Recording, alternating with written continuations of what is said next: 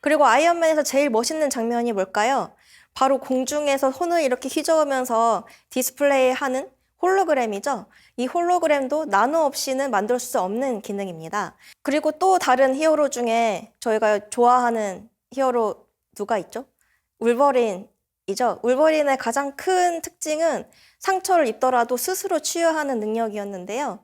나노 구조를 이용하면 이렇게 스스로 치유하는 소재도 만들 수 있게 됩니다. 스파이더맨은 우리랑 되게 비슷한 모양을 하고 있는데 거미줄도 내뿜고 벽을 잘 붙어서 기어다니기도 하잖아요. 이런 스파이더맨도 저희가 나노 소재를 사용을 해서 실제적으로 구현할 수도 있을 것 같아요.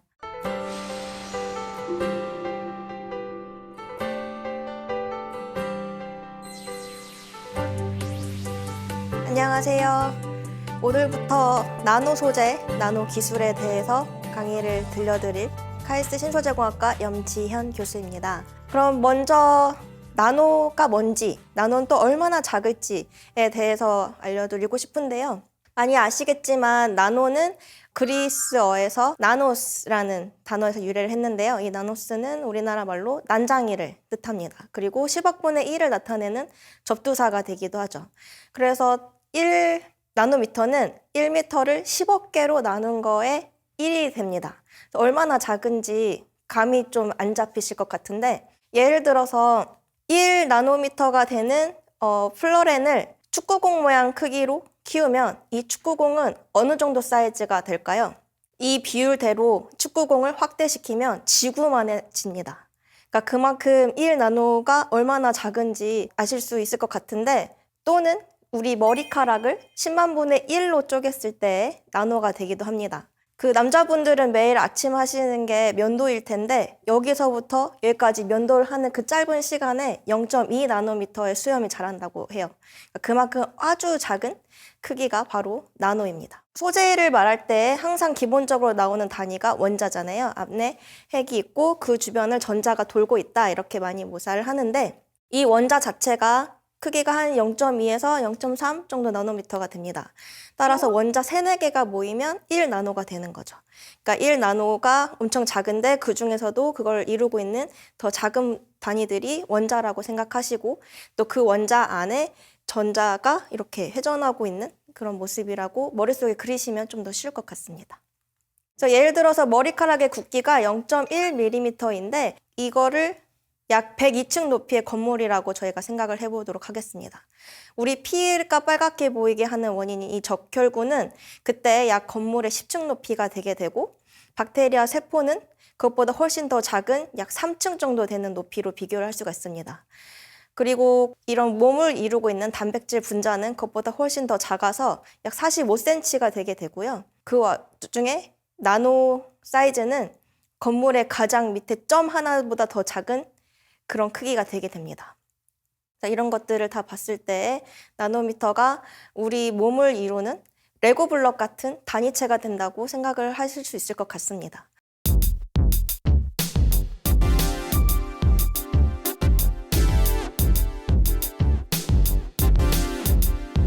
그럼 이렇게 레고 블럭과 같은 나노물질을 어디에 응용해서 우리 일상생활에 쓸 수 있을까요? 예를 들어서 몸 안을 돌아다니면서 고장난 곳이 있는지 없는지를 확인을 하고 고장난 곳, 즉 질병이 생긴 곳을 찾아내서 거기만 이렇게 잘 치료해 줄 수 있는 나노로봇, 이런 건 어떨까요? 이런 상상을 할 수 있는 이유는 바로 나노가 바이오 시스템들과 비슷한 사이즈에 있기 때문입니다.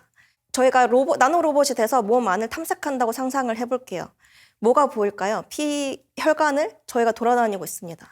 아무것도 잘 안 보일 것 같죠? 왜냐하면 피는 응고되려는 성질이 되게 많고 또 피 속에는 엄청나게 많은 작은 분자에서부터 단백질까지 많기 때문에 눈에 다 달라붙어서 시야를 가리게 될 것입니다.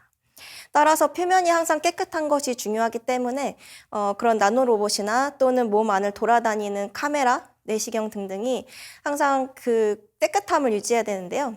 그것을 방지하는 데에도 이제 저희 나노 기술이 사용될 수가 있습니다. 제가 좋아하는 히로 중에 아이언맨이 있는데요. 아이언맨은 날아다니잖아요. 하늘 되게 높은 곳에서 땅 위까지 이렇게 고도를 바꾸면서 날아다니고 있는데요. 그때 온도 차이가 크기 때문에 앞에 눈에 김이나 서리가 생기면 큰일 나겠죠. 이렇게 안경 같은 표면에 김 같은 것들이 서리지 않게 방지할 수 있는데도 나노 소재가 사용될 수 있습니다. 이거는 우리가 자연에서 많이 볼 수 있는 연꽃잎을 응용하면 될 것 같은데요. 연꽃잎을 자세히 들여다보면은 물방울이 거기에 젖지 않고 또르르 굴러 내려오는 것들을 많이 보셨을 것 같은데요. 이거는 많이 들여다봤을 때 올록볼록한 나노 돌기가 있기 때문입니다. 그런 나노 돌기들이 있을 때 물방울이 거기에 스며들거나 젖는 게 아니라 그대로 이제 표면을 장력을 유지하면서 떨어지게 되는데, 그런 나노 돌기 구조들을 저희 안경이나 아니면 다른 차 유리 이런 데도 응용을 한다면 젖지 않고 그대로 항상 마른 상태를 유지하는 그런 표면이 될 수 있습니다. 또 아이언맨을 생각했을 때 제일 가장 큰 강점은 그 멋있는 수트잖아요. 단단하고 또 가벼운 그런 수트를 만들어야 할 텐데, 신의 소재라는 별명을 가지고 있는 그래핀도 되게 강한 물성을 가지고 있다고 많이 알려져 있죠. 이렇게 촘촘하게 세워져 있는 이런 나노 구조가 전체 무게를 분산시키기도 하면서 또 휘는 성질에도 강하고 딱딱하게 부딪히는 성질에도 강할 수 있게 좋은 물성을 나타내주는 그런 역할을 해주고 있습니다. 또 하나 다른 장점은 엄청 가볍다는 겁니다. 예를 들어 저희가 수트를 입고 하늘을 난다라고 생각을 했을 때 무게가 가벼워야지 더 쉽게 날아다닐 수 있잖아요. 무게가 무거우면은 그만큼 연료도 많이 들고 저희들도 힘들겠죠. 그래서 아이언맨도 아마 그래핀을 이용해서 그렇게 가벼운 수트를 만들 수 있었지 않았을까 생각을 해봅니다. 그리고 아이언맨에서 제일 멋있는 장면이 뭘까요? 바로 공중에서 손을 이렇게 휘저으면서 디스플레이하는 홀로그램이죠. 이 홀로그램도 나노 없이는 만들 수 없는 기능입니다. 왜냐하면 홀로그램은 우리 눈에서 보는 가시광선을 이용을 하는 거잖아요. 가시광선은 앞으로 저희 강의에도 계속 나올 텐데요. 400나노에서 800나노 정도의 파장을 가지고 있는 빛을 가시광선이라고 하고, 이 이름이 붙여진 이유는 그 파장대의 빛을 우리 사람들이 유일하게 볼 수 있기 때문인데요. 그래서 이렇게 가시광선에서 빛을 내는 이런 홀로그램을 만들기 위해서는 그거랑 비슷한 사이즈인 나노 소재를 사용해야 되기 때문에 나노 소재가 홀로그램에서도 아주 중요한 역할을 하는 기술이라고 말할 수 있어요. 그리고 아이언맨에게서 없어서는 안 될 존재가 바로 자비스죠. 비서 역할을 해주는 인공지능 자비스인데요. 이런 자비스가 우리 일상생활에 널리 쓰이려면 어떻게 돼야 될까요? 일단 현재 기술로 생각을 했을 때에는 AI를 구동하기 위해서 거의 방 하나 정도의 CPU가 필요하게 되는데요. 그렇기 때문에 보통 사람들이 일상적으로 AI를 쓰기에는 전력도 많이 들고 공간도 많이 차지하기 때문에 여러 한계점들이 있어요. 하지만 여기에 나노 소재를 응용을 한다면 그런 문제들을 많이 해결할 수가 있는데요. 벌써 많이 해결이 되어 왔죠. 예전에는 한 20, 30년 전만 해도 컴퓨터 크기가 엄청 컸었잖아요. 1960년대에 나온 컴퓨터만 보더라도 거의 사람 몸 정도의 크기였는데 지금은 저희가 한 손으로 들 수 있을 정도로 아주 가벼운 노트북이 됐죠. 이것처럼 AI도 일상화되는 데 나노 기술이 큰 중요한 역할을 하게 돼요. 예를 들어서 나노 소재를 이용하게 되면 에너지를 더욱 적게 쓰게 되고요. 정보도 더 빠르고 효율적으로 연산하고 계산하기도 하고, 또 저장도 많은 정보를 아주 작은 곳에 집약을 해서 저장을 할 수 있게 도와주는 역할을 하게 돼요. 우리가 지금 데이터 센터 하나를 가동하는데, 예를 들어서 네이버나 구글 같은 기업들은 AI를 가동하기 위해서 엄청 큰 데이터 센터를 짓는데요. 많은 공간이 필요하고 거기에 컴퓨터들이 가득 차 있기 때문에 계속 데이터 센터를 늘려가고 있는 추세입니다. 문제는 이런 데이터 센터들이 엄청나게 많은 에너지를 소비한다는 건데요. 하나의 데이터 센터를 가동하는데 화력발전소 6개가 필요한 그 정도의 전력을 소모를 하고 있다고 해요. 하지만 나노 소재를 이용을 한다면 그렇게 소비되는 전력의 양도 훨씬 줄여주기 때문에 환경에도 아주 중요한 역할을 하게 됩니다. 이미 우리 일상생활에서 이런 나노 소재나 기술이 디스플레이에 많이 쓰이고 있죠. 그 중에 한 예가 삼성이 얼마 전에 출시한 QLED TV예요. LED는 많이 들어보셨을 것 같아요. 그 전에 OLED도 있었고 OLED라고 우리가 별명 붙여서 불렀던 LED는 Light Emitting Diode를 줄인 저희가 많이 사용하는 단어인데 과연 앞에 Q는 뭘까요? 퀀텀 닷에 Q를 딴 건데요. 앞에 Q는 양자점이라고 우리나라 말로 불러요. 그 양자점은 반도체 소재를 나노 사이즈로 쪼개서 만든 하나의 점처럼 생겨있는 양자의 역할을 하는 것 같지만 나노 사이즈를 가지고 있는 그런 소재를 저희가 양자점이라고 불러요. 그래서 이 양자점은 크기에 따라서 발광하는 색깔이 달라지는데요. 저희가 빨강색에서부터 파란색까지 무지개 색을 전부 다 이 양자점을 가지고 조절을 할 수가 있어요. 그렇기 때문에 디스플레이에서도 사용될 수 있는 건데요. 왜 양자점이 그렇게 다양한 색을 크기에 따라서 잘 낼 수 있는지, 그리고 또 디스플레이에 양자점이 도입되면서 얼마나 전력 낭비도 줄이고 사이즈랑 부피도 줄일 수 있었는지는 나중에 천천히 설명드리도록 할게요. 그리고 또 다른 히어로 중에 저희가 좋아하는 히어로 누가 있죠? 울버린이죠. 울버린의 가장 큰 특징은 상처를 입더라도 스스로 치유하는 능력이었는데요. 나노 구조를 이용하면 이렇게 스스로 치유하는 소재도 만들 수 있게 됩니다. 예를 들어서 저희 옷을 만드는 이런 섬유인데 실수로 구멍이 났어요. 뭐 연필로 뚫렸다거나 담배불이 튀었다거나 해서 구멍이 뚫리는데 그럴 때 되게 당황스럽잖아요. 비싼 옷인데 버리기는 아깝고 꼬맬 수도 없고. 하지만 살짝 문질러 주는 것만으로도 그 구멍이 자연적으로 메꿔지고 자연 치유가 되는 그런 섬유로 옷을 만들 수 있다면 정말 획기적이겠죠. 그런 섬유도 나노 구조를 이용을 하면 저희가 만들 수 있습니다. 그 영감을 준 거는 조개 껍질 안에서 발견할 수 있는 네클레라는 나노 구조인데요. 조개 껍질 밖에 말고 안쪽 부분을 들여다보면 되게 반질반질하고 빛이 많이 반사돼서 광택이 나잖아요. 그 부분을 전자현미경으로 자세히 들여다보면은 아주 균일한 나노 판상이 촘촘하게 쌓여있는 나노 구조를 가지고 있는 것을 보실 수 있습니다. 이런 나노 구조가 플라스틱 역할을 해주는 다른 소재와 만나서 복합체를 이루게 되면은 아주 신기한 물성을 띠게 되는데요. 저희가 거기에 스크래치를 내도 이 나노 판상들이 다시 이렇게 연결시켜주는 역할을 함으로써 저희가 셀프 힐링, 자가 치유를 하는 소재를 만들 수도 있습니다. 이런 것들은 앞에서 말씀드렸던 섬유뿐만이 아니라 저희 핸드폰 뒷면에 스크래치 나면은 되게 마음에도 스크래치가 생기잖아요. 그런 것들을 해결해 줄 수 있는 표면에 스크래치가 생기더라도 조금 문질러주면 바로 다시 스크래치가 없어져서 광택이 나는 그런 새로운 신소재를 개발할 수 있습니다. 그리고 또 제가 좋아하는 어벤져스 히어로 중에 한 명이 스파이더맨인데요. 스파이더맨은 우리랑 되게 비슷한 모양을 하고 있는데 거미줄도 내뿜고 벽을 잘 붙어서 기어다니기도 하잖아요. 이런 스파이더맨도 저희가 나노 소재를 사용을 해서 실제적으로 구현할 수도 있을 것 같아요. 스파이더맨의 가장 키는 거미줄이랑 벽에 잘 붙는 능력, 그 수트잖아요. 먼저 스파이더맨의 그 거미줄을 한번 들여다볼게요. 거미줄은 실제로도 철보다 강한 소재로 알려져 있는데요. 그냥 봤을 때는 연약해 보이는데 어떻게 그렇게 강한 성질을 띌 수 있을까요?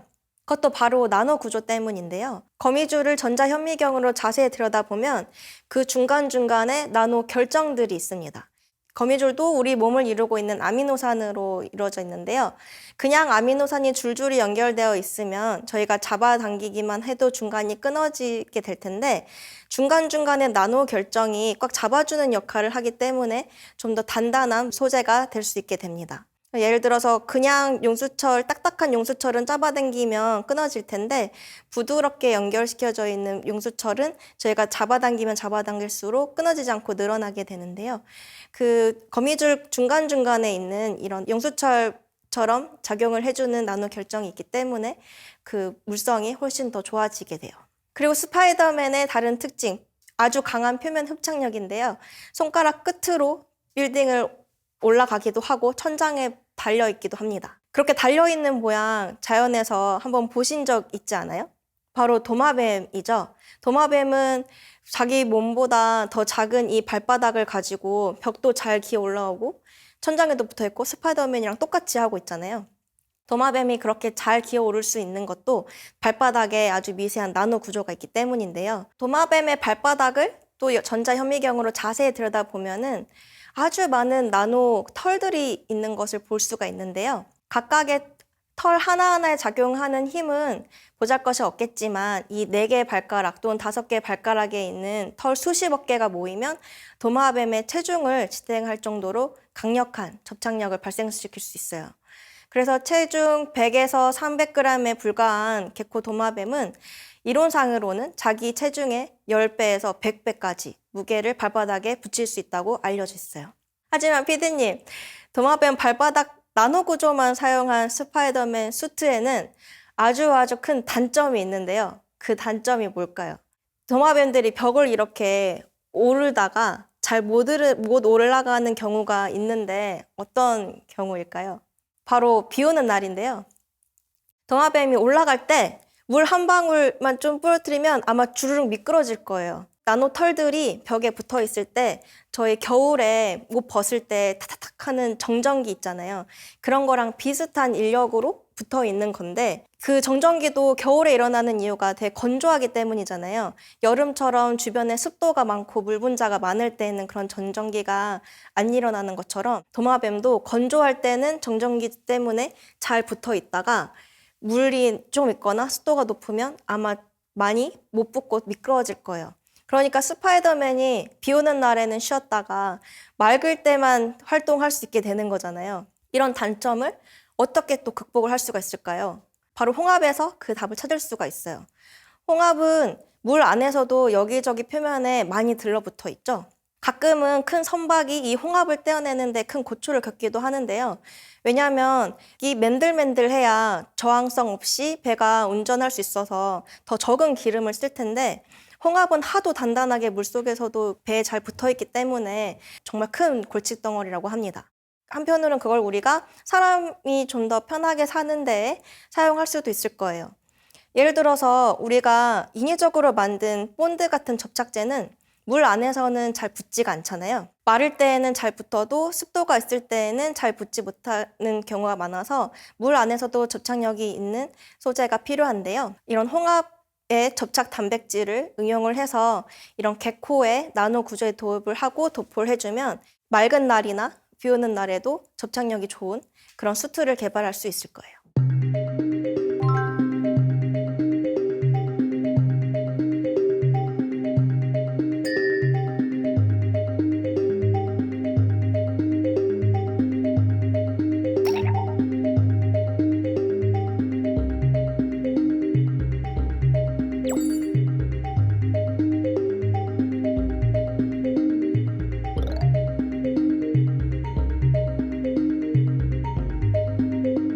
이제까지 자연에서 볼 수 있는 나노를 이용해서 어떻게 어벤져스를 실제로 구현할 수 있는지 봤는데요. 그럼 도대체 왜 같은 물질도 나노 사이즈가 되면 이렇게 특별한 성질과 기능들이 생기는지, 흔히들 말하는 나노 소재 또는 신소재의 소재는 무엇을 뜻하는지 다음 강의 시간에 알아보도록 하겠습니다. 지금까지 강의를 들어주셔서 감사하고요. 다음 시간에 뵙겠습니다.